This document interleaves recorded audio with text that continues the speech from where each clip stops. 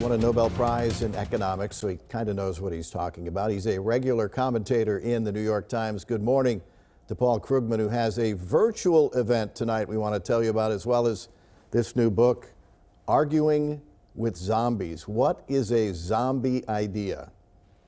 Okay, a zombie idea is a bad idea. I focus on economics, though they happen elsewhere, which is dead or should be dead. It's been proved wrong by evidence, it's been killed by experience, but it doesn't go away. It just keeps on shambling along, eating people's brains.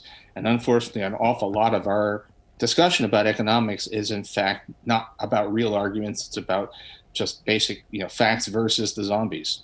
Right, and if the zombie wanders around long enough, it almost looks like it stays alive. In effect, is deregulation of the power grid in Texas a zombie idea, in your opinion?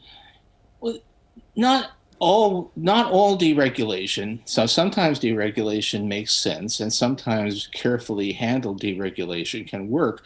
The zombie, we're actually witnessing the birth of a zombie right now, which is this claim that the Texas disaster was all about wind power, renewable energy, which it clearly was not. There were wind turbine problems, but there were problems. The biggest problems actually were in natural gas. So it won't go away. 5 years from now, politicians will still be claiming that somehow it was wind power that caused the disaster, that somehow the Green New Deal, which hasn't even happened, caused it.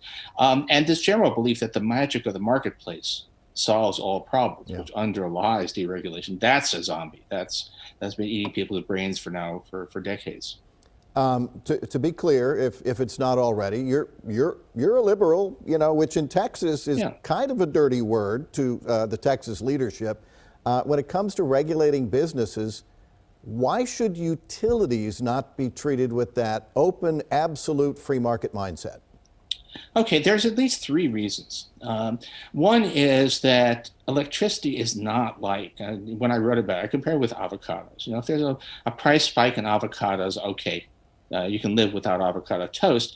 Electricity is really crucial in ways that people providing it are not going to have an incentive to take into account just how disastrous it is if people lose power for an extended period of time, especially in a state that relies a lot on electric heat.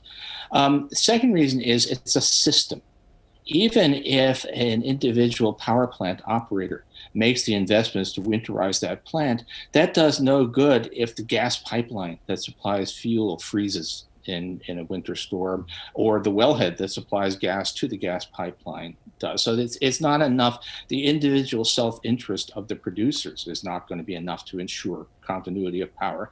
And finally, the whole premise behind Texas deregulation was, don't worry, producers will take precautions because they know that if they can keep their plant operating when everybody else is shut down, they can make big profits. They'll be the supplier of last resort.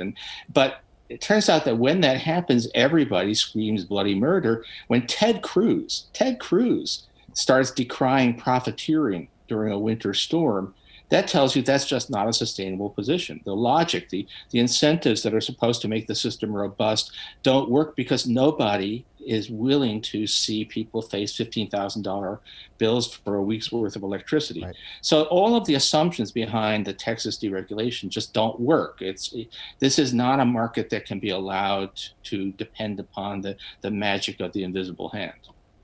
The normally shy Nobel Prize winning economist Paul Krugman will try to come out of his shell tonight at 6 o'clock in a virtual event for the World Affairs Council of Dallas and Fort Worth. We have a link to that and his new book, Arguing with Zombies, on fox4news.com. Thank you very much. Thank you.